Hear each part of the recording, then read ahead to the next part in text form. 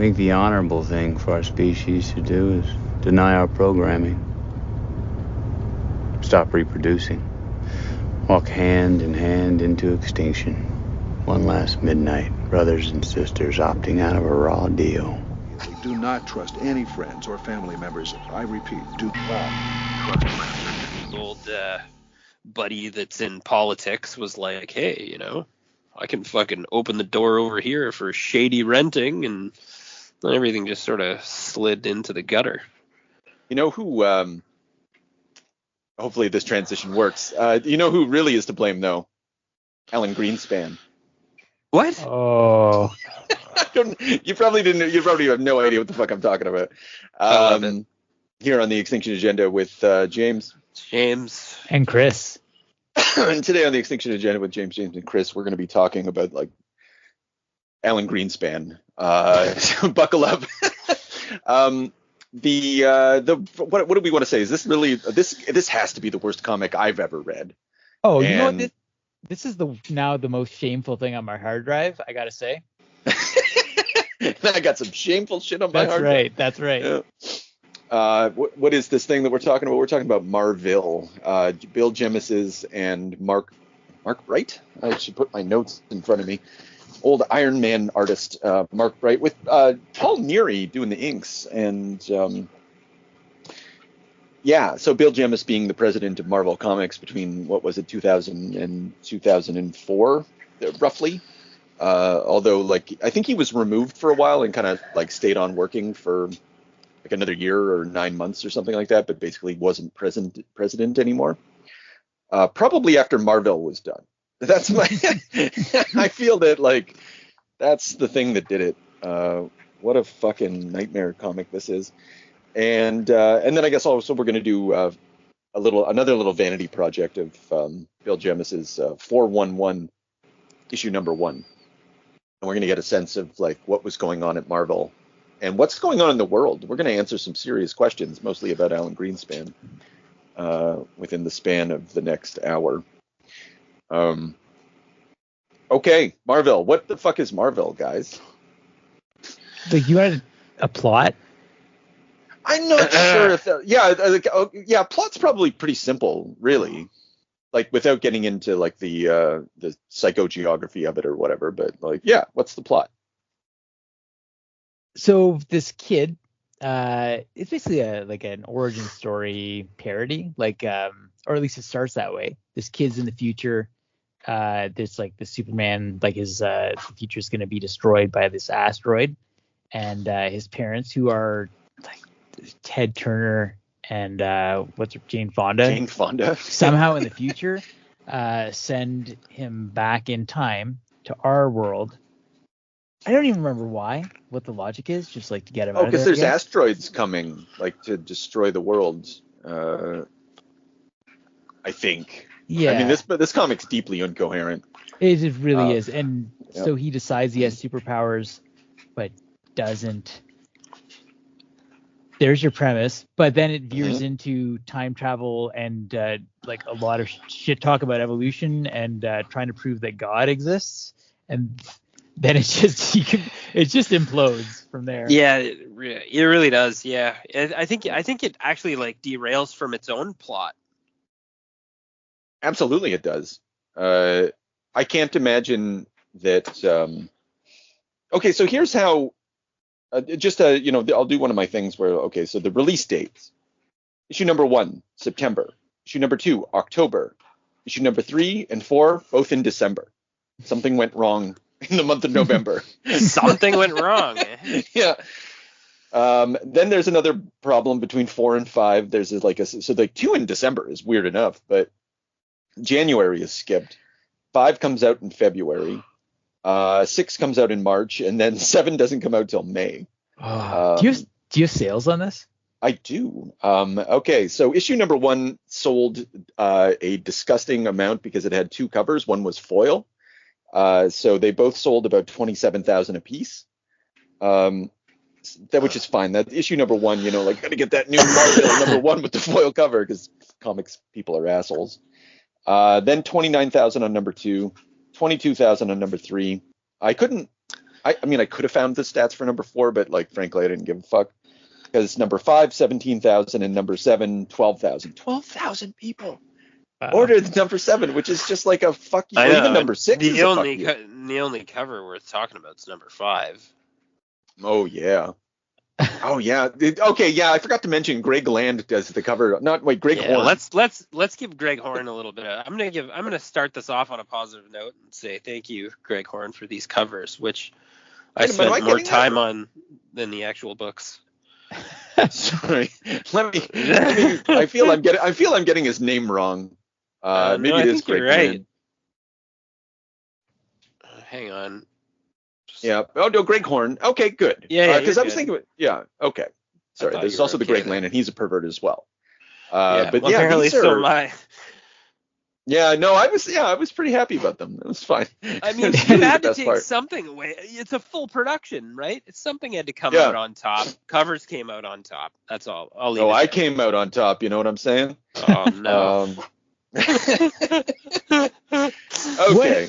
It is such a whatever, but it's such a ploy to like trick people into buying these comics. It's so transparent.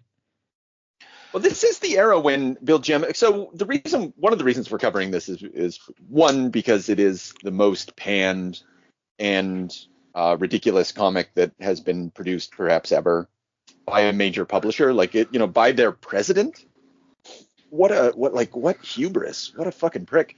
But it is at the same time from the same president who oversaw like a real renaissance over at Marvel, with like him and Joe Quesada. Like they brought Marvel literally out of bankruptcy. All the Marvel series that we know and love from that era up through to the editorialship of Axel Alonso, like that stuff was born under Jemas. Like the other hit comics at this time are Hush, New X-Men, Ultimates. Transformers is big at this time too. So the more things change, the more they stay the same, apparently. Comeback City. Yeah, but all the Ultimates line is hidden and it's big, and so he's been successful and he's important, but at the same time, this comic. No, that was a really exciting time, and like the willingness to take chances and give top talent free reign. We covered a lot of these, the Innocence Punisher, like that, like phenomenal. Yeah.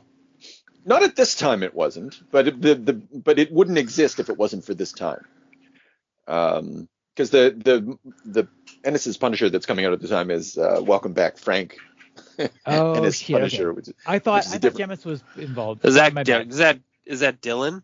That's Dylan. Yeah. So this is and arguably some of my favorite comedic work. It's very good. Comedy. That was a comedy book. Yeah. And you weren't going to get that in a Punisher comic, right? Everything was Chuck Dixon, Guns and Glory, or the Punisher was a literal avenging angel. Like nobody knew what to do with him after Chuck had just shown the perfection of the character. But then Ennis came along and was like, you know what? This is gonna be the funniest thing you ever read.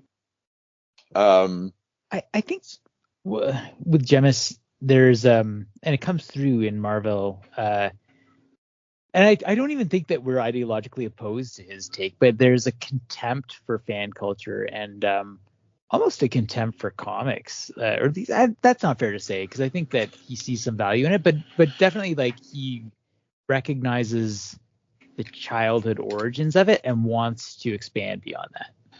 Oh, one of his rules in book 7 or whatever was what was it? Something like like endure the fanboy and win their heart or some shit. So I had the courage to do Origin.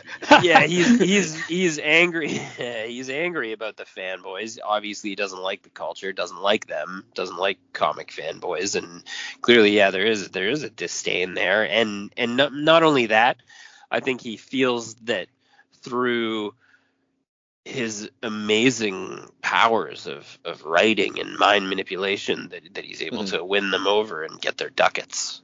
That's the feeling I get from him. No, for sure. Yeah, he's self-aggrandizing. Like at this point, he's gone insane, and Yes. he's used his power to dark ends. I mean, he would say the opposite. I'm trying to save the world, man. Yeah, okay, so here's what you're talking about. During the past 3 years, Marvel has announced a number of publishing initiatives that have been criticized viciously by capitalized F fanboys and the fan press. Yeah, like then he rhymes them all off, and he's like, this, Ultimate Spider-Man, Ultimate X-Men, X-Force revamp, Ultimates, Origin, Truth, Red, White, and Black. He's naming all the ones that actually, like, yeah, man, you deserve a credit for this shit, letting this happen. The roster reads like an honor roll of the best and brightest creative pushes the industry has had to offer for the past 3 years. Why the criticism? Have you been paying attention? Many Marvel fans are capital true believers who immerse themselves in our comics and suspend their disbelief. They think of the Marvel characters, stories, and universe as real. And then editors are afraid, and like, yeah, he's like, no, this shit's not real. We're going to do whatever we want. And that, I don't know, fuck, you need that, man. Like, I don't think you need Bill Jemas, but you need that. Yeah, it's anti, like, whereas Disney will just cave to any sort of whim of fans and just like shovel the same shit down the throat over and over again. Like, I think this is a much better perspective. Well, in a way, though, too, like, to me, there is a need and a market for the Days of Our Lives X-Men, the ongoing serialized, canon forever. I don't know. I you know what? If there's a market for it, I still think there's a space for it. I just think that, like, not everything needs to be like that. Like, there can be breakaways, and you can break the norm with using the existing characters. I think that was like sort of what he was doing, I guess.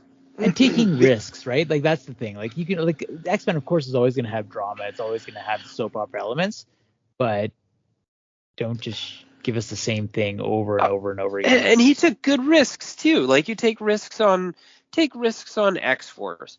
There's 10 people buying X-Force. What did they do? They gutted it. They rolled out ecstatics, and then they published the hate mail in the back of the book. Obviously, classic and funny moment. We've talked about it before. Yeah. But just, I mean, like, how many people were buying the book? Fuck it. Gut it. Yeah, and that was he probably did the same thing with Punisher. Exactly. Yeah, there was I think it was on the Wikipedia article, but like, he did take a lot of shit for, his stance, like allowing the Princess Diana arc initially on Ecstatics, which I still think is fucking hilarious, to be honest. I would have much rather have had that. I think so too.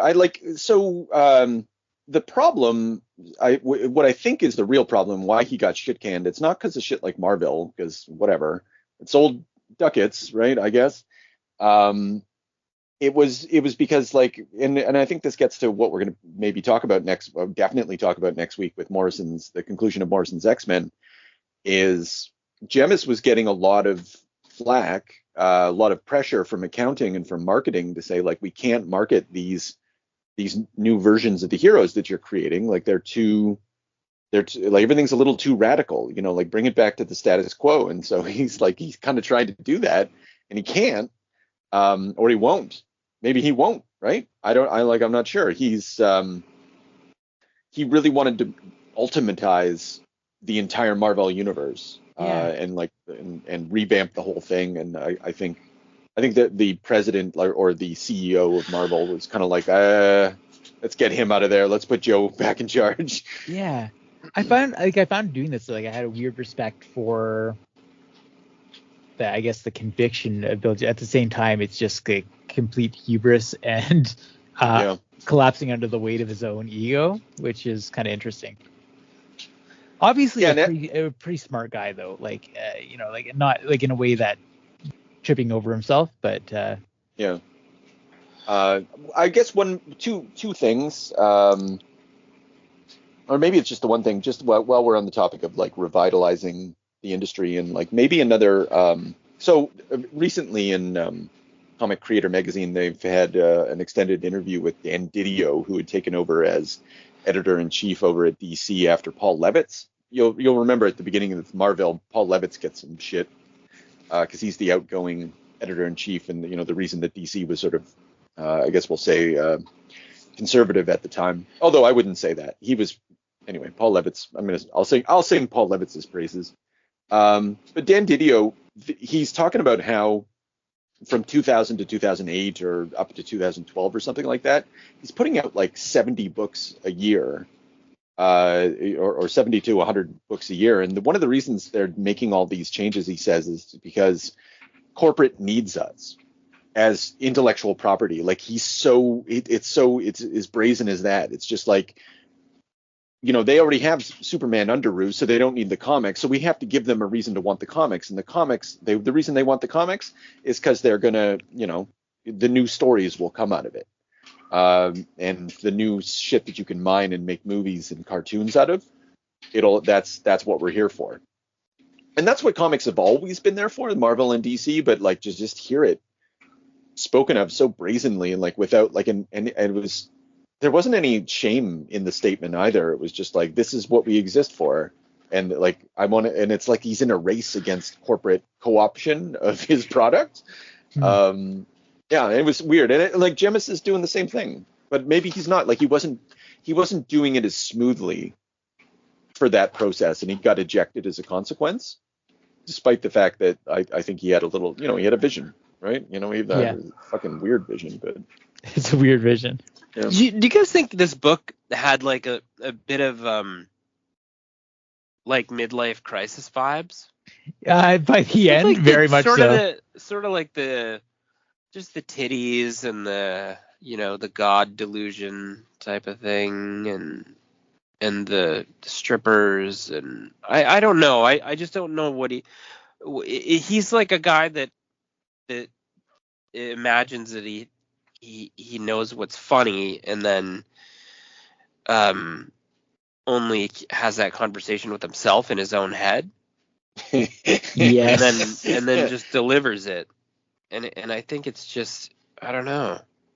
Yeah, because like as an object of parody or satire or whatever you want to call it, like it's incomprehensible. Like the targets are bizarre. It starts as a parody, right? And then it turns into kind of then it turns into this religious debate, but it's like it's pro God but like anti-religion. Like what I don't I was trying to make sense of it, and then I'm like, you get any kind of breakdown that you want to force into this, you're giving it too much credit almost. That's funny. It's just struck me that this has a bit of like an awkward but like worse Cerberus vibe to it, of just going off the rails in a that's funny. Arc. Okay, so my favorite, the best criticism, like series of criticisms about Marville are in fact under tvtropes.org, and Cerebus syndrome is one of the, like it's fucking pages and pages of the tropes or like errors that the comic makes, like even in terms of like science or plot or whatever. It's just like a vicious dismantling of the comic. That's incredible. Super hilarious. I'll quote from some of this stuff later. Writers cannot do math. Bill Kim is anyway. But yeah, Cerebus syndrome is listed as one of the things. So definitely meets that criteria. James, Cerebus, do you know what Cerebus is? I'm sure you do. With the aardvark? Yeah, I know. Yes, I know of it. I have a weird autograph. You have a weird autographed Cerebus thing? Yeah. I have one too. Oh, there you go. I don't. The more you know. So Cerebus started off as a parody of Conan comics, and that lasted maybe like 12 issues, and then it just veered off wildly into like a meditation upon society, and then very slowly, not a meditation, like I don't know, it stayed very good comics for a long time, but then it turned deeply misogynistic and holy fuck! I just realized that he would be like so on point for, like, if he was on the internet now, he'd just be like another dude. He'd have an audience. Or Dave Sims. Yeah. Oh yeah, he was a trailblazer. Yeah, absolutely. What an absolute beauty. So anyway, Cerebus syndrome, definitely this thing. I like it. Did anything make you laugh in this? No. There was one or two things I'm gonna say. I got lulled. Okay. I got lulled.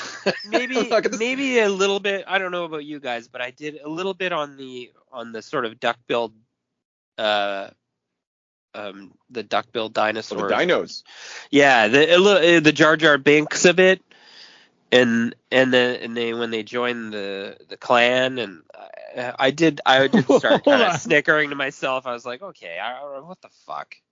When you say join the clan, you mean when they become dinosaurs? Of dinosaurs? Yeah. Yes. Okay. Yeah. Yeah. Nothing's beyond this comic. It's entirely possible that like whole sections of this comic are completely like wiped from my memory just from utter shittiness. Particularly issue 3. Like, what the fuck happened with the art? It just became like impossible to look at and read, and like everything. It was so. Why did he read? There's like 4 issues about evolution. Yeah. Right in the center, he just went off about evolution, and then he used like a Conan the Barbarian like bowl cut, like bald midget guy, and just called him Wolverine, and then said that like man was like spawned from him.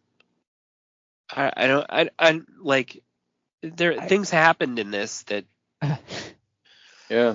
sure did. So, okay, how did we get there though? Because the first, so before that happens, like Spike Lee is revealed. Oh, I didn't talk about the thing that made me. One of the things that did not make me laugh is Spike Lee being revealed as the Kingpin. So that was painful. Yeah, like what are you doing? Jesus. Okay, but let's before God shows up, like which one God was is God? Black and Al guy, the black I thought suit that was guy. Jesus. Who knows, right? He's actually like, I'm actually not God, and at the end he's like, I am God. It's like what? But so Ted Turner sends his son back in time with a time machine, and it's said that like actually I can't send anything back through time, and then at the end of issue number 1 he sends him clean underwear. Fine, that's hilarious. Yeah, and where did the dog go?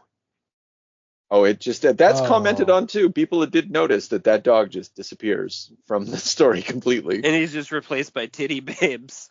Yeah. And okay, so the clean underwear gets the clean underwear. I do think like that guy Cal.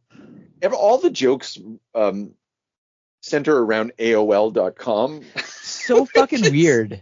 Which is just. Like nobody knows what that reference is anymore. No, because like even at the time, I do. Even at the time, AOL was like inferior. Like everyone knew that AOL was a joke. So like to have Ted Turner be your billionaire who takes over the world is such a strange target. Like why not Bill Gates? You would think like that would be someone more on point at the time who is like in that space. Is it because he owns Warner Brothers? Ted Turner. He's I guess that must be it because it's like he's sort the of Warner like comic guy. Okay. Yeah, he bankrupted Turner WCW. Yeah, he's a going concern at the time. Like whether we like it or not, Ted Turner in circa 2000, not as important. Yeah, but he was failing a lot, wasn't he? They're all failing a lot, but we just let them fail upwards. So Ted's doing some upward failing at the time, and Bill's taking aim. Man, he's on the other side. Because they don't work for Disney; they work for the guy who owns Revlon. Yeah, that's who owned Marvel Comics at the time. Jesus. Ron Perlmutter or whatever. That's right. This corporate raider asshole who's like just, and I'm pretty sure he's just like that's his great claim is just like it's owned by Revlon, and they just accumulated Fleer. Which is where Bill Jemas comes from. He comes from cards, collectible cards. Right. Yeah, and law. Like he was like a lawyer before that, but then he like built up their card business. So what a weird arc. Yeah. I gotta say this first issue though, like the premise is not bad. Like the premise is basically Don Quixote in comic form. Like so you got this kid. Oh, I like it. Yeah. Okay. Yeah, he like thinks that he has superpowers. He doesn't, but he's like going out and like kicking some ass anyway of these bank robbers and shit, trying to like be truth, justice in the American way. And like if it continued in this vein, it probably would have been I don't know. No, it wouldn't have been entertaining because acceptable? it's stupid. Yeah, I guess acceptable. Like not a total embarrassment. Yeah. Vanity project, tolerable one, maybe. I think it might have even had like I don't know. I like his there's a couple things I like about the first issue, where like his superpower is again falling upward, Ted Turner style, because like he fucks around and they're like, here's a bag of money. Oh yeah, that Uh, commentary, like, I mean, yeah, that I do sort of agree with that still though too, that the first issue is like palatable in that way where you're like, this is like I can see the parody that you're doing. It's goofy, but you know, Like and the then it's jokes just aren't landing, but it's almost well, something. he has no sense of timing. Like I've seen like it's genuinely amateurish in the sense that like he doesn't know how the comics page works. He doesn't have any beats. Like he can't like this same plot given to Garth Ennis would kind of hum Yes, probably. I could see it. Yeah, Absolutely. because he Yeah. would know how to like he and it's just the sort of puerile humor he would enjoy. And we would get a kick out of it, and we're like, oh, I think he's doing it right now with Babs, as a matter of fact. Him and Jason Burrows are kind of like operating in this register, and it's pretty good. But Bill doesn't know his way around a comics page. He's got too many word balloons in a same like. I think he's trying to do a Brian Michael Bendis of having all those different panels like word balloons in the same page, and he thinks he's making it work, but he's not. And like it just sounds stupid. But I don't know. Again, I'm repeating myself, but like with just a different pacing, maybe some of these jokes might have been halfway decent. I'm like never great, but not cringe. Yeah. So, and then shit, what was the other thing? So oh yeah, then we were trying to figure out how he ends up with God. with Well, the yeah. Spike Lee. Yeah. Well, Uh, issue 2 is it's he meets Spider-Man basically and gets involved like through via Rush Limbaugh. Yes, that's right. Where everybody Yeah, like loves the smell of his farts and the sound of his farts. that's right. oh my god. The thing that made me laugh was the like Iron Man and Yes, Batman yeah, coming that down. was it. Yeah, Yeah, yeah, Oh yeah, that it's was like kind we of got funny. some liberals. Couple yeah. liberals out here. Vaporizing that guy. That was pretty good. And then the like when they confront Iron Man about like his factories, he's like, yeah, like you got to get some Mexicans. And then the that guy's like, oh no, you got to be real careful about this one. Well, yeah, because they're gonna like they're even gonna like drop some hard R's, and drop the N bomb. They're about to Like, drop the N bomb. Yeah, yeah, like careful. careful. Yeah, You nobody don't wants to want say a people bad to. word. And then they Yeah, like smash those guys' heads together. so when does he start handing out money? Is this issue? Yeah, That was he's this issue. handing out. Yeah, Yeah. So and it's meant to be a criticism of your Batman and your Iron Man and for whatever reason Black Panther. And he's like, look, I can hand out $10,000 a week for whatever because I've got hundreds of millions of dollars. And I don't know. I kind of like that. I was like, you know what? That's legit. Like these are legit criticisms of Batman, and I don't think anyone's put it so starkly about how much money he could just like kind of dole out, if he wanted to. And same thing with Iron Man. Now, the criticism, of course, not of course, but TV Tropes does the math on this, and whatever. Let's put aside the math. Who gives a shit? But they make the point that like actually these people don't have they have lots of money, but they don't have high liquidity, so they couldn't just hand out their money. I'm just like pricks. fuck off. Yeah, I was Yeah. like, you guys just bend over backwards to fucking take it from these guys. But yeah. nonetheless, it's probably still true. I don't know why Rush Limbaugh fells them with his microphone though. Like I don't know what the metaphor is. Like it's so weird. Like it's so anti everything at any given point, and then it's not. Like Yeah. Yeah, like why is Rush the guy who like comes and like beats up I got so good at turning on these nut jobs, I had to learn how to turn them off. My work here is done. Like, what the fuck? Yeah, thanks, Rush. Like, yeah, it's weird, and it doesn't look anything like Rush. Like, No. Rush is a big fat fucking asshole. Um, so like there's a real heady stew that I think like Bill is a contemporary. Like he's weird back then, but actually he's perfect right now. Like Bill's the man for the moment, I think. And maybe we're seeing Bill Jemas's moment finally come to fruition. Yeah. So he's both anti Rush Limbaugh, but also kind of pro Rush Limbaugh. He's anti PC. He wants to take it to billionaires. Like no political correctness, but I don't want billionaires. Corporations are fucked. Federal Reserve, like the reason I was talking about Alan Greenspan is like that he was the one who introduced low interest rates and easy money, and which contributed to the dot-com bubble and also to the mortgage crisis. So Bill's like aiming towards he's swinging big in all this. He's pro-democracy, but he's anti-religion. He's pro-God and faith. I think he's very pro-God. Yeah. In fact, did you catch what his project was after he got fired from Marville? Oh, no. I don't recall anyway. I'm sure. What was it? All right. So post Marville, he goes on to develop a freeware Bible, which translated ancient Aramaic Hebrew words into English synonyms for the purpose of providing an English translation of Genesis. So he was raised Roman Catholic. I think like there is a very strong undercurrent of faith, even in his social criticism, which is not the end of it. Like I think he's like a true believer. But it's interesting that that this becomes such a like I'm gonna prove evolution wrong kind of comic. Well, I made the connect. Like, remember when we got high and listened to Neil Adams on Coast to Coast? He was just the most insufferable fucking know-it-all. Yeah. That knows nothing.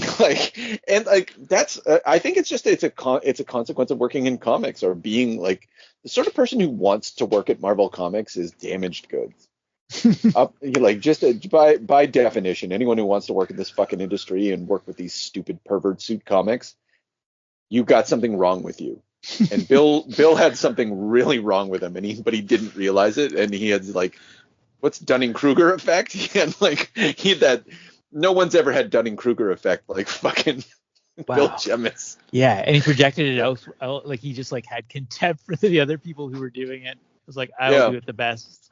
Yeah.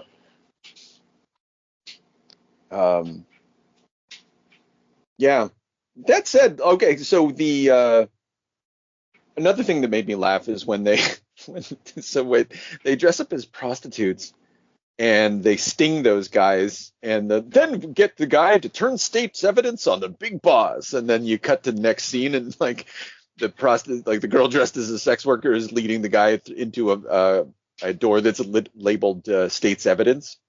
Made me laugh. Right. Is this how they fight crime in the future? I don't know. Like I stop clock is right twice a day. I feel like there's a little bit of like I feel like he wanted this to be a bit like Futurama in the initial phase. Yes. Yeah. So okay. Sorry, I did laugh at that also. That one scene. Excuse me, dear. Can you please let this young man finish helping me before you start having sex with him for money? I'm not a hooker. I'm a pig. Yeah, that's nice. That's just the sort of like bad timing joke though. Like, I think in addition to trying to channel, and this maybe allows us to switch over to, in addition to trying to like channel Brian Michael Bendis, who is a big deal over at Marvel at this time. Like he's one of the golden boys. And perhaps also Garth Ennis in the comedy thing. I think like it's just very derivative like of an Alan Moore comic. What he thinks a good Alan Moore comic is when going through this, and even kind of ironically Grant Morrison. I think there's some swipes at Morrison we'll see in the Wolverine issue, but yeah. like a little like some rivalry, like. Yeah, well, he's just like, look, we're gonna like, but he thinks he's being so wild and just out of control, but it's just like a bad version of everything. Yeah. It's just. So at the end of issue 3 or 2, Spike Lee is revealed to be the Kingpin, and everybody's very confused. Hey, aren't you Spike Lee? And he's like, don't a black guy get to be the Kingpin or whatever? Easy, big fella. That. It's just that I've heard all the Kingpin. I've even seen photos, and he's fat. Anyway, it's weird. So, the reason I bring this up is because, like, at that point, you cut to everybody walking away from the awkward position where the Punisher is trying to talk to Spike Lee. They go away. Cut to the future. Ted Turner's saying, I got to send something back. I'm going to send the time machine back. You get the time machine, and then suddenly they're talking to God, right? And God is black. And I don't think that there's anything intelligent happening there, but I do think that there's like some sort of continuity, just like simply through the imagery of the comic, right? Like, yeah. You got your Spike Lee character, and then you got a black god, and I don't think anything clever is being said, other than like, I think maybe Bill, I'm not even giving him credit. I just think he thinks something's happening there. And yeah, I don't know. But that's how we get to God. Maybe that he's leveling the playing field, that he's removing our misconceptions, letting us know that it was okay for God to be black. Yeah, I suppose so. I guess, Yeah, no, that's I think that's it, because like one of the people who like, it's one of those perception filters things. Like, one of them sees God as the snowy white all-father, white all-father guy, and the other one sees the guy from the future sees it as Superman, essentially. And then eventually they all agree that he looks like a black guy. So it has something to do with that. It has something to do with representation, like literally. But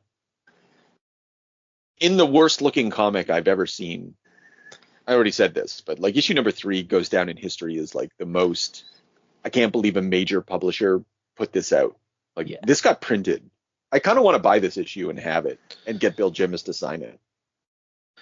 No, you should get him to sign issue 4 somewhere around the Jar Jar Binks scene. I'll get him to do the whole thing, man. If I ever I should check eBay for signed copies of. Anybody out there listening, if you want to like do me a solid, you know what to do. Go on eBay. Get that one where that cave chick is smashing a club on a velociraptor's head. Oh yeah. We don't need to get into the science or whatever, but basically I don't think you could. I don't think I'm qualified. I think Bill Jemas outsmarted me at every pass in this fucking comic. And from moment to moment, I'm just like, oh God. I just don't think you can patch it together to make sense of it. He does do. I think he does a bait and switch kind of thing. He's like, okay, here's how life develops according to my layman's, like. This comic goes out of its way to say that scientists are wrong. Yeah. Archaeologists are wrong. Anthropologists are wrong. Everybody's wrong except for Bill Jemas.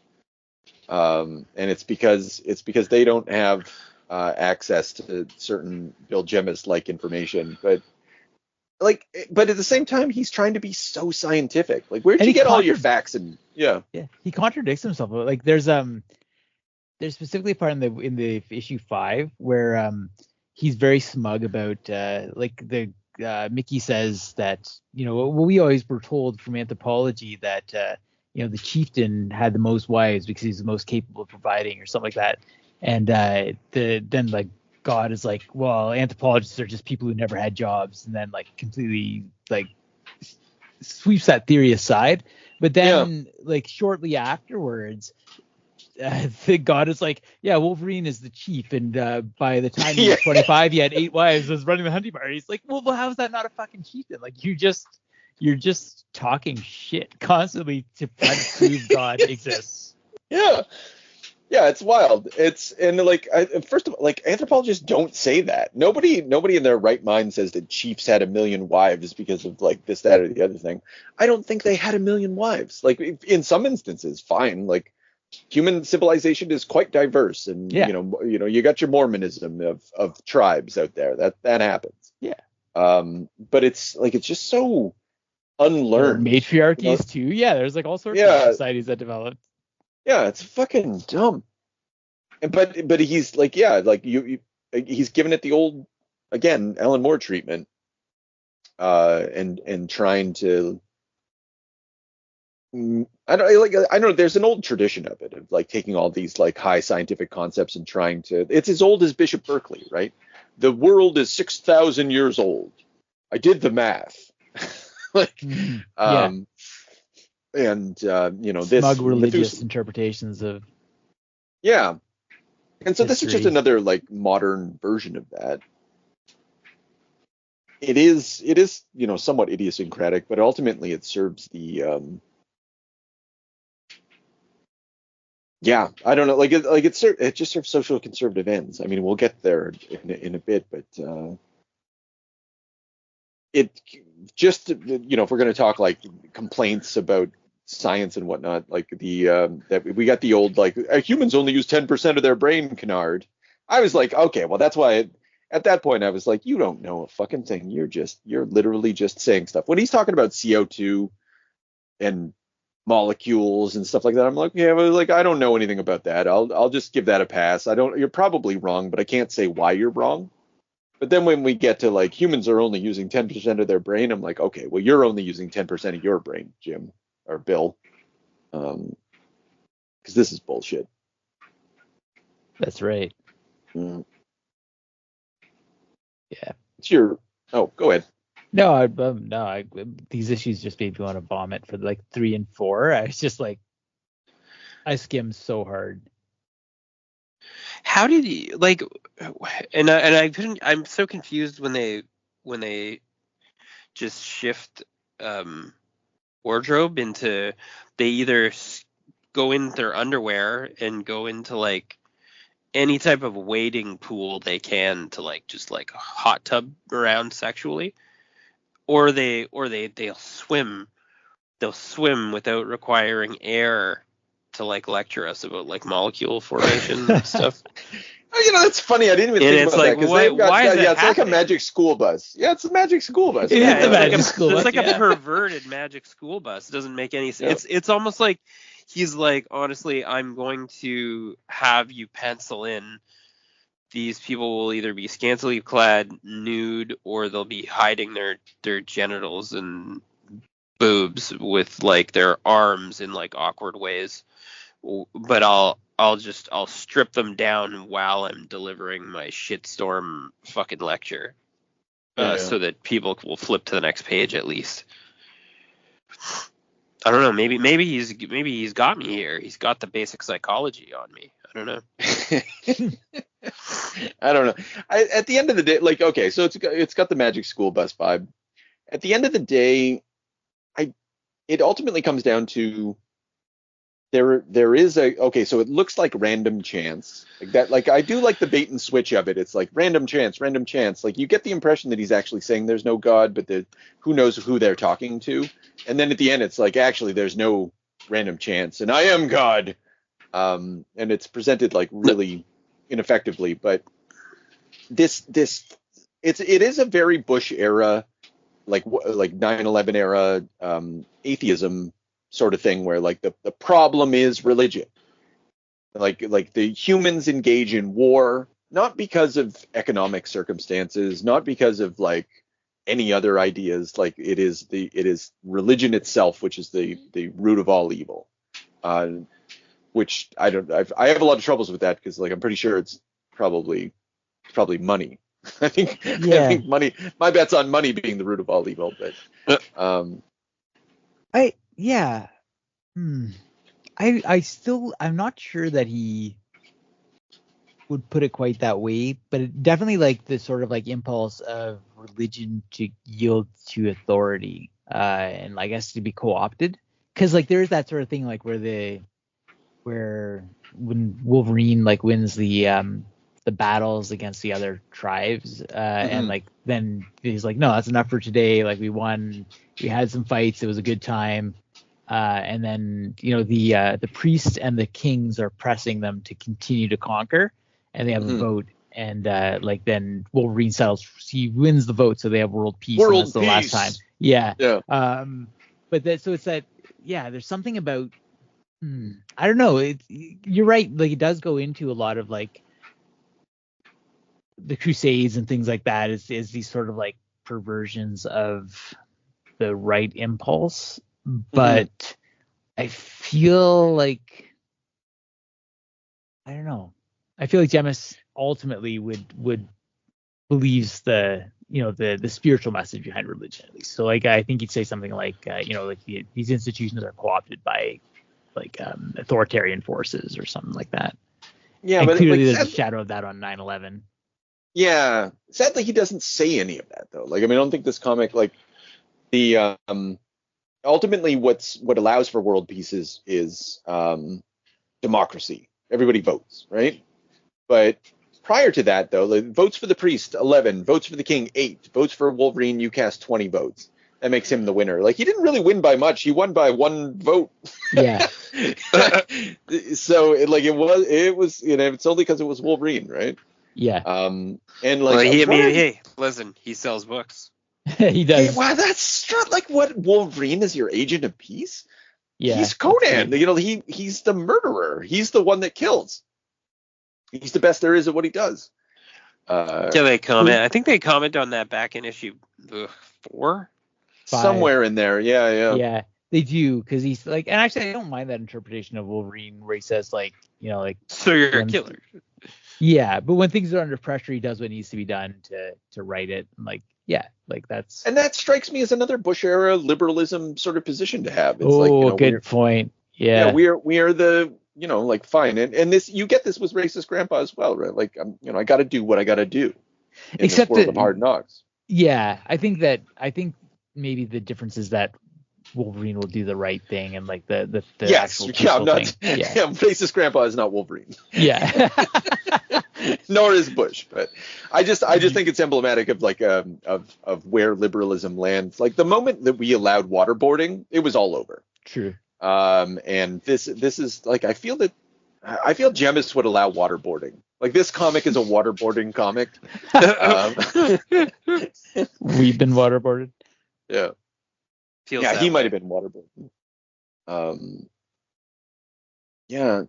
And so at the end, he's okay. You know what fucking really got me is that like testosterone as God's vector. That was a nice touch. I was fucking floored. Did that happen when Wolverine started kicking cavemen in the nuts and wedging them? Or was that after? That was before, I think, because he was explaining like how, these fathers and sons are fighting, but that's okay because they have to go spread their wild seed, and testosterone is God's vector. I thought for sure, I was like, that's a t-shirt for sure. Yeah, for Extinction Agenda one? Yeah. slap that on one. Oh, so boy. Testosterone is God's vector. And I thought about it. I was like, what the fuck's a vector? All right. So there's 2 possibilities for what the fuck this could mean. There's your graph, right? You've got a graph with a line in it, and that's your vector. It measures like something with, I don't know, fucking like a direction, momentum and quantity. And then the other one's disease. You got a vector for disease or whatever. And I was just like, cross both territory. Of them yeah. The key is testosterone. You need all that testosterone to keep them moving, to keep mixing up the gene pool. Like you need men to just keep them moving and keep mixing up the gene pool. Like basically it's just like you need a bunch of men to go out there. But like he's not going to say that. I was thinking of Howard Bloom's, or is it Harold? I think it's Howard Bloom's, The Lucifer Principle, which was a popular comic at the time, book at the time, amongst like alt. Is it Harold? Yeah. You know what I'm talking about? Yeah. No. Harold Bloom is no. It's not the literary critic guy. It's a different fellow. Oh, okay. And he was like this fucking Oh, he was in that I know what you mean. disinformation space, like the guys who really liked. I mean, I have one of their books here. The Howard Bloom. Yeah, yeah. yeah, his book was basically like, human evil is at the center of evolution, and or the concept of evil is at the center of evolution, and it's very similar to Bill Jemas, and then he's like going back to bacteria and going back to this, that, and the other thing, and like working his way up to modern society in a socio-biological way. This is the opposite of that, though. Like, he doesn't want to say that evil is the thing that is God's vector. He just wants to say that, like, I don't know what it is, like seducing women and beating up other men is God's vector. Well, it's that restlessness is the way it's presented. In fact, that Yeah. reminds me of a quote that I didn't want to let pass, but he's like, can you imagine if everyone like stayed around? Everyone would just be a bunch of thieves. God himself speaking. Amazing. Weird. Yeah. So yeah, we just got to keep moving around. Yeah. Yeah. Yeah. It's just like he doesn't like his choice of like making. I don't know why he chooses Wolverine. That's so weird. But I he doesn't want history to be driven by rape. He wants it to be driven by heroic. love. Yeah. Heroic Yeah. testosterone. and inter racial marriage. Yeah. With but this comic Mythandros. doesn't. Yeah, but again, back to the Neanderthal thing, which Morrison comments on and we talked about. Like, people didn't think that they were. I don't know if they thought that they were interbreeding or whatever, but like this comic again, it's like it's sucking and blowing at the same time. Like, do you like PC? Do you like politically correct stuff? Do you like diversity? Don't you? It just seems that like society came about because a bunch of white people were having sex, and like there's nothing. Yeah. Well, it's very weird. Like, I think part of it is that arrogance of like, like I invented the origin of Wolverine, because he even like praises himself. Yeah, I did it twice. Yeah. He says. Yeah. And it's like this idea that otter that evolved became Wolverine, and like it feels like almost like, because in New X, of course, Cassandra Nova proposes that like the Neanderthal was like slaughtered by humans, right? Like there's a genocide on a mass scale, and like this is going out of its way to be like, no, nothing like that happened. It was actually just competition for resources, and man was better at it. Well, that's really, because like the funny thing is, I don't think in that comic, like, you're right, he is kind of like pissing in the same territory as Morrison, and I don't know, like, Morrison's point wasn't that Cassandra Nova was right. I don't think it was like that. That's an imagination that is dangerous to human civilization, and I think actually Jemas and him are on the same page. They just kind of present it different ways. I mean, one Morrison does a good job, and Jemas does what Jemas does. I would like to. I don't know. Do we have anything more to say about Marvel? Because we're like an hour in at this point. Just like I do want to talk about the last issue, which basically just implodes upon itself, where like he's like come back to the present. The kid is like, you need to publish my comic, mister. It's going to save the world and be world peace. And it's this dialogue with this editor who's like, well, that sounds nice, kid, but there's not enough action.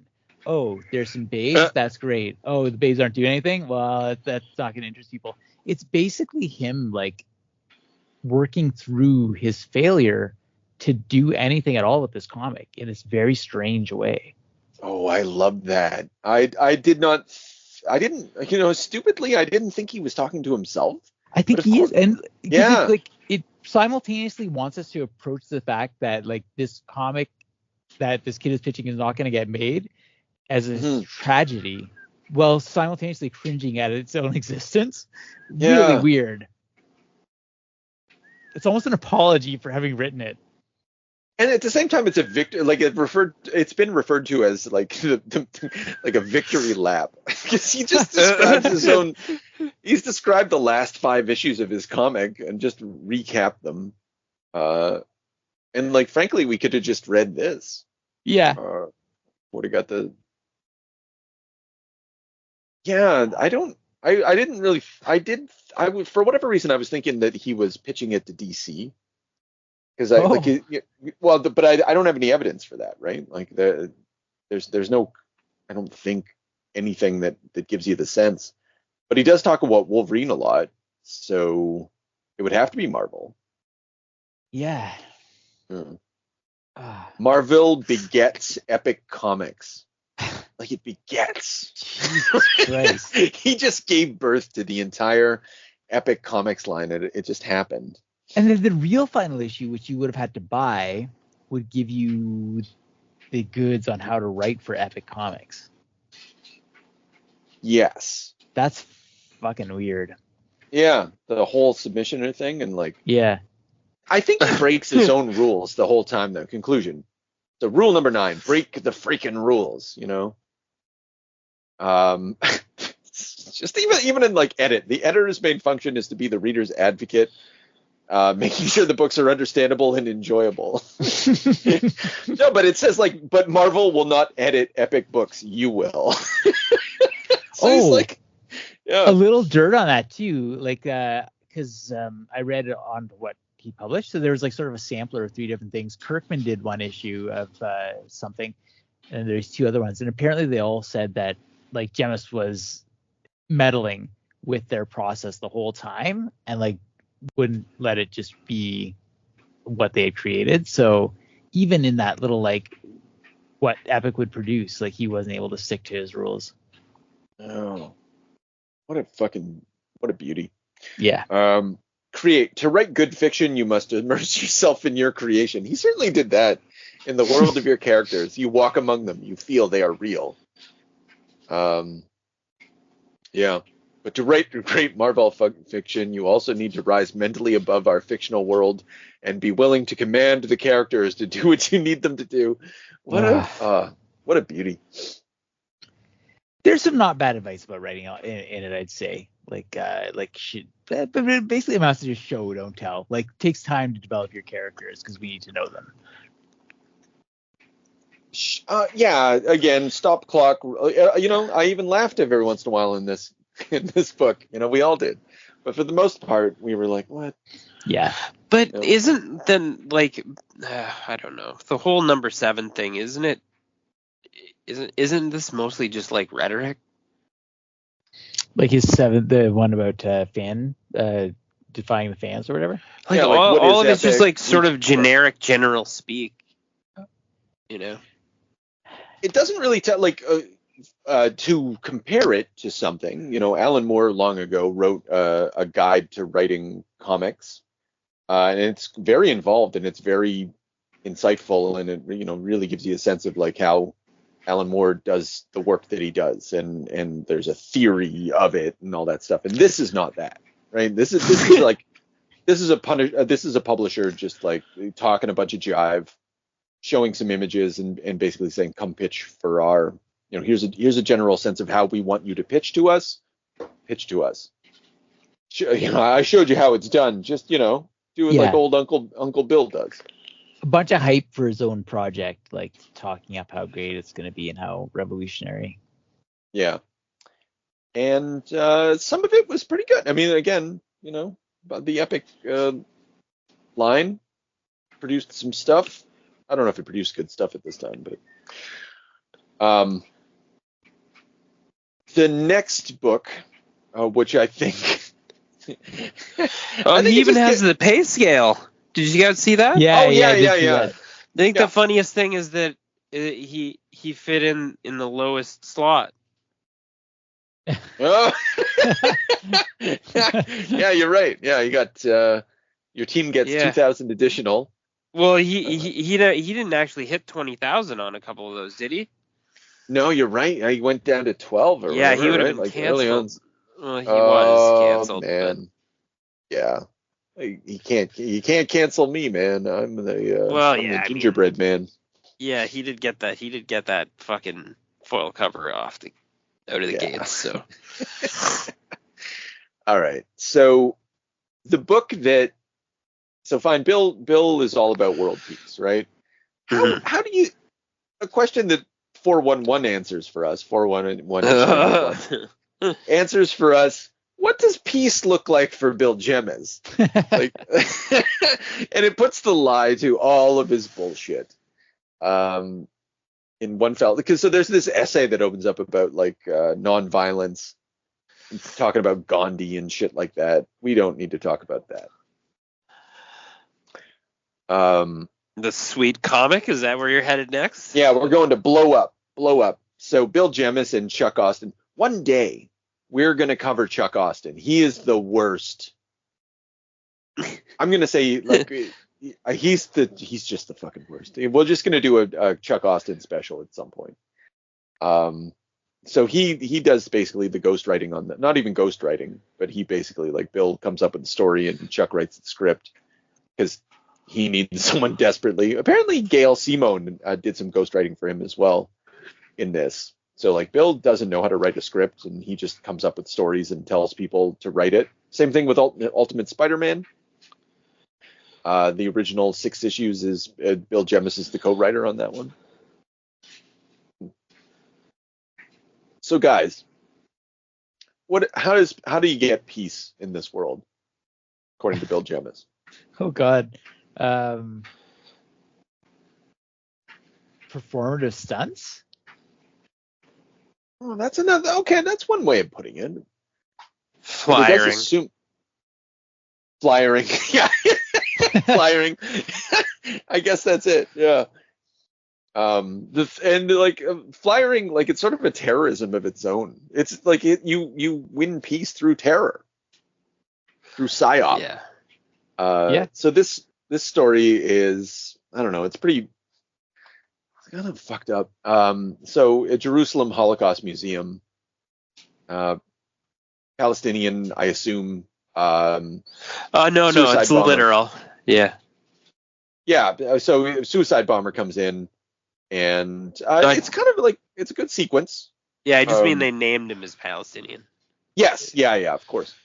And he comes in fucking angry as fuck and like blows himself up at the Holocaust Museum, kills some guy's family. He's a fighter pilot. They tell him, and the fighter pilot's like, I'm gonna fucking kill some people. And I don't know. I thought this was all right. Where, you know, the guy's crazy, and then the wife just like, no, don't. You know, like, I don't want blood on our children's hands. He's like, it's my job to escalate. And then he just decides that he's gonna.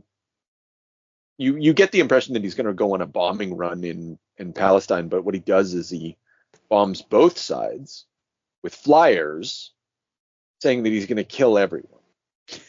And could have. Now we do know that testosterone is God's weapon. Agreed. So, that's not up for debate.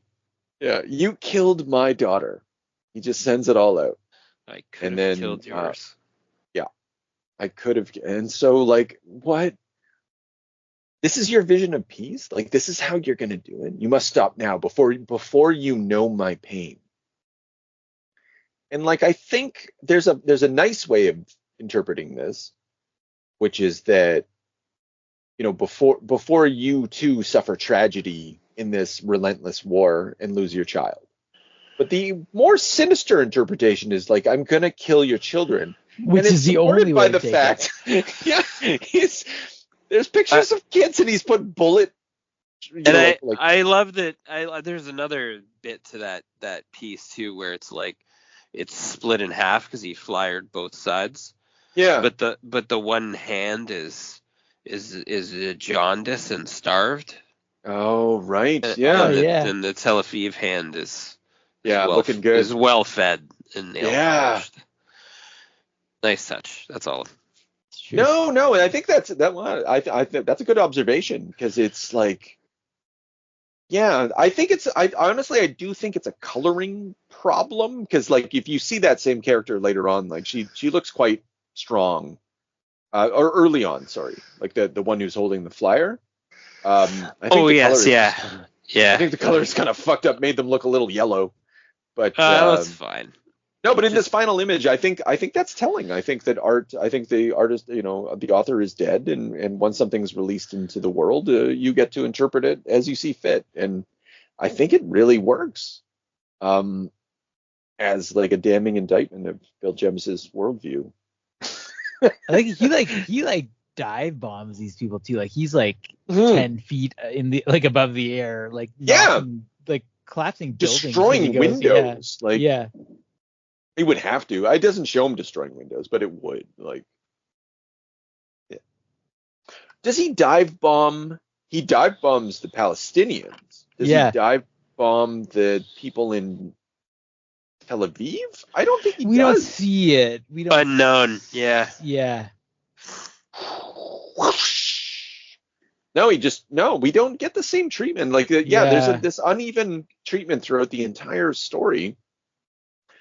And I don't know, it's just bullshit. Okay, so Bill Jemas thinks he's going to save the world with his comic, and he gets an opportunity to tell a story literally about peace, because the gimmick of this comic is that they're invading Afghanistan, and now it's time for not Afghanistan but also Iraq, and Bill Jemas is like, he's using his publishing power to talk about peace at a major, like Marvel would never do this.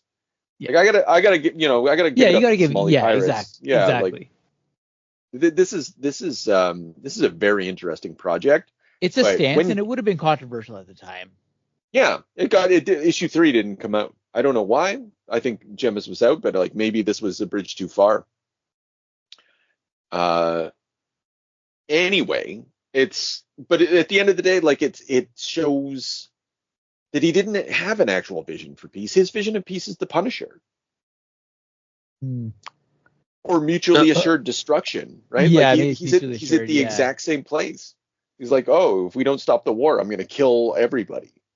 Yeah. Well, we already were in that position, Bill. Thanks for your insight. Yeah. So, big surprise, Bill Jemas is full of shit. Well, moving on. Okay, now the main event. We got a Mark Millar, Frank Quitely comic. How'd you feel about this one, James? I don't know.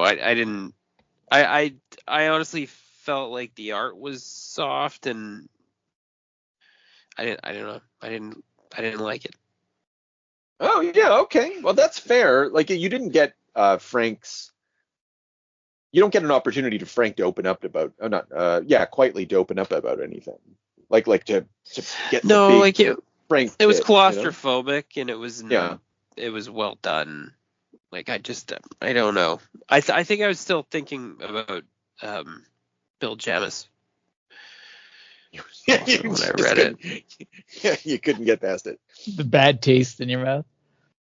I thought this was I'd never read this comic before, and I consider myself a Mark Millarologist at this point.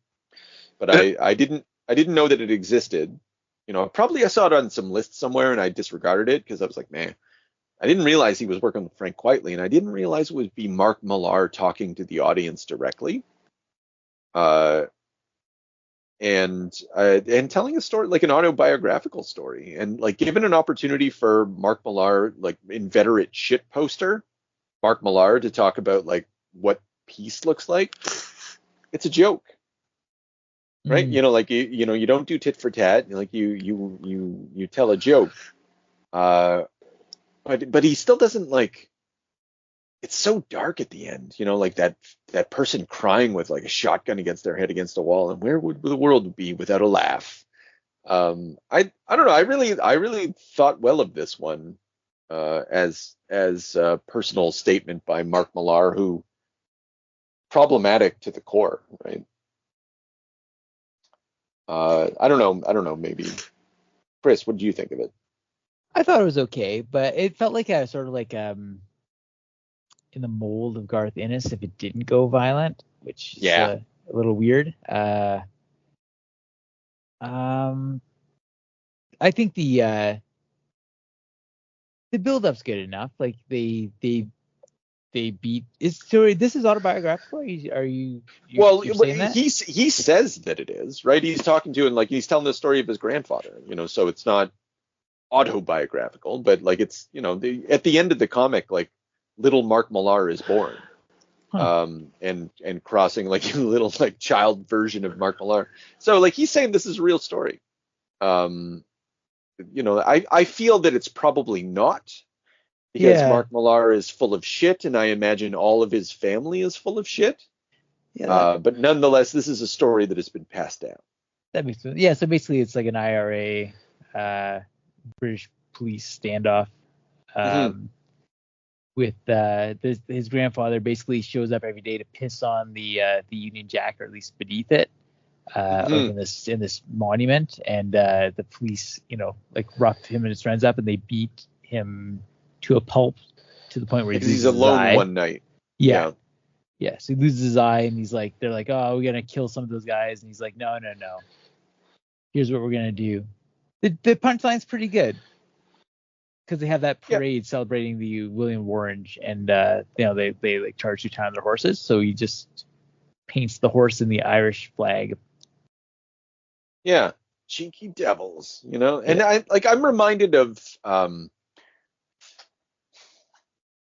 how Saturday Night Live is so important to the resistance in American culture, right? It's such fucking bullshit.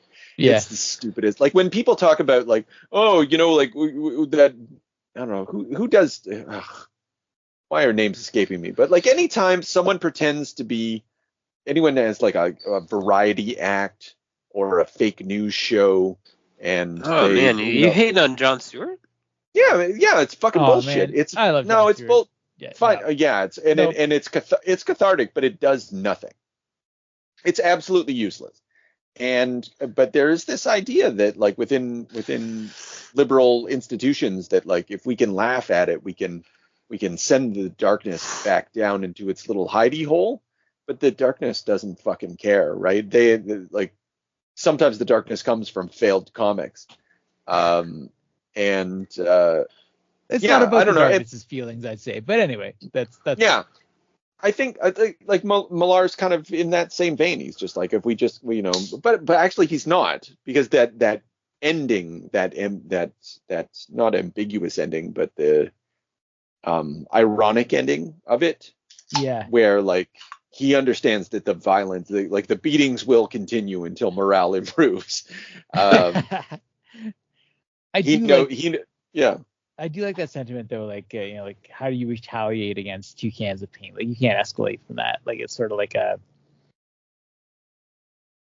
if you did it's like go around and just round up a bunch of Irishmen and beat the shit out of them, like that would be like excess to the point of like I like almost like undermining your position. Yeah, you'd be a stupid asshole, but yeah, I don't know. I bet they did, right? And I like there's in the I'm not going to remember some names, but like in the 19th century, you've got Darwinisms emerging, right? And I don't know if I'm going to be able to tell this story properly, but there was like this debate between people, and one of them said something like they made a joke during the debate about like, well, there's no monkeys on my side of the family, and then like supposedly it was kind of like I don't know, some kind of clever rejoinder, but like at the end of the day, I guess the point is who racist. Like, okay, let's get over the racist grandpa. This is a big jump, but whatever. But like, he wins because he makes people laugh. He wins because he gets people to pay attention. Laughter is not neutral. It is a weapon that both sides use. Sure. And in the evolution debate I was talking about, like the joke, like supposedly won the rhetorical debate, but like I don't know. I don't know if like it wasn't a very. I didn't tell the joke well, but I didn't tell the joke at all. But it didn't. It's not a good joke. There isn't anything about laughter that is actually healing of things. So it's not a political act. It can be a political act, but it is not a political act that is progressive in and of itself. And Millar understands that. I appreciate it. I bet they beat the shit out of those Irish guys, despite the fact that they got a bad rap as a consequence, right? Because you got to respond. You got to respond to any sort of insubordination. They painted like because they left. They don't know what happened afterwards. I bet they beat the shit out of those people because that's what you do. Someone makes fun of you, you beat the shit out of them. And yeah, but we sort of fool ourselves into thinking that like actually like there's shame and honor in society. Those things don't exist. Sometimes they do. Depends. Sometimes they do, but Yeah. in a situation where there's all-out violence, it doesn't, it doesn't hold the weight that it can, but I don't think generally it does. Perhaps I'm just affected by the mood of the moment, but I'm a little. I hope this isn't a true story because I was a little alarmed by this final like coda of like his grandfather made his way to a new life where he married a girl 34 years his junior and produced a family of 12 children. Like how old can Peter possibly be? Sketchy. my mother was the youngest of those 12 kids, and I was the youngest of her 6. Yeah, I honestly, I believe it. I absolutely believe it. Yep. They're fucking, yeah, man. Like, again, being religion, it's it's the root of all evil. Where he made, his junior and produced a family of 12 children, and my parents fucked, those kids fucked too, and eventually I was produced. I hope he was at least 60 at this point, but he does not look like a 60-year-old man. Yeah, no, she was probably quite young. I didn't think about that, but yeah, I like to imagine those Orangemen. Yeah, I like to imagine. So Millar knows what's up. True. Yeah, but also I just really admired the ironic ending of this. I'm repeating myself, but it's both like it looks like a different front. You know what I mean? It looks like a flash forward to a different future. Like they have yes, yeah, it is. Well, it's like far. It's not related to that one incident. It's like the cycle of violence still continues for sure. Yeah. Which I suppose brings us to Seeds. Boy. I didn't look up who David Reese was, and I don't know anything about Tony Salmons. And this comic was fine. Yeah. It was very much kind of a dad trying to resist the. It was more like the families, like the trauma of families producing violence, or not religion being the problem, but family and honor and shame culture being the problem. Cycles of violence, revenge. Yeah. Because this guy's, it's a story of an Afghani soldier's, pressured into becoming a soldier with his steady hands because his father wants him to take revenge on the fact that his mother was killed.